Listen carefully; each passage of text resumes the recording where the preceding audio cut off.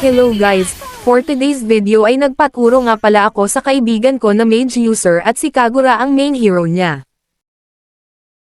Madali lang daw gamitin si Kagura at try ko daw yung basic combo. Dito guys pinik ko na nga si Kagura kaso sa rank game ko to pre-practice. Kaso si Vexana pa nga ang katapat ko sa lane kaya mahihirapan ako, at isa lang naman si Vexana sa mga favorite mage hero na ginamit ko nung nakaraan season. Forlorn. Iniskip ko na nga yung picking guys at mukhang maganda yung laban na ito kasi ayos din naman picking namin.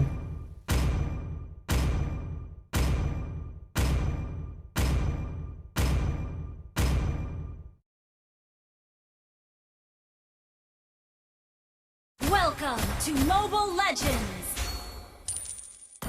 5 seconds till the enemy reaches the battlefield. Initiate retreat!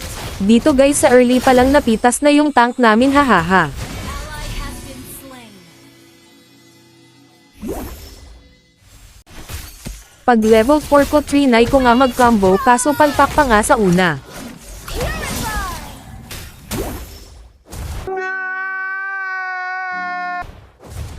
Some call it a dragon. Nakita kong puladong umuuwi si Vexana kaya trinay ko itong patayin kaso palpak na naman at nahuli pa ako ni Hinhaha. Have been slain. Launch attack! Request backup!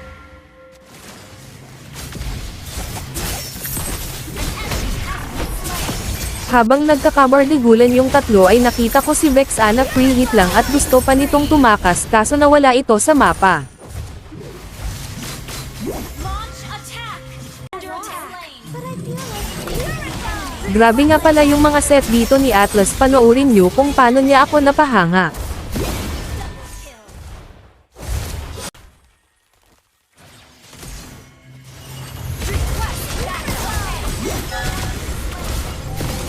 Grabe ka na idol, deserve mo ng maangas na edit. Mamaya papakita ko sa inyo yung set ni Atlas plus edit ko.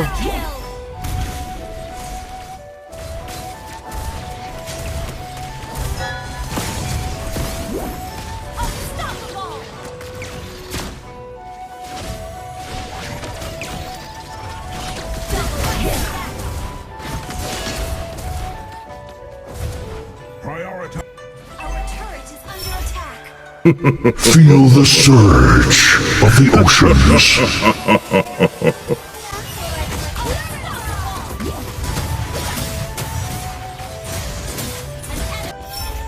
request backup!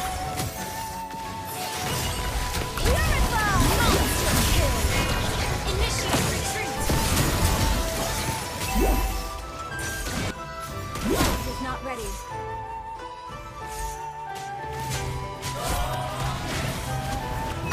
Grabe nga yun, hindi lang isa may paset pa ulit sa huli. Monster kill!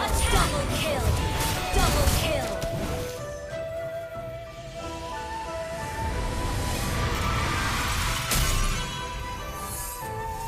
Victory! Pa-like and share naman mga idolo para sa part 2 at salamat sa panonood ng bidyong ito.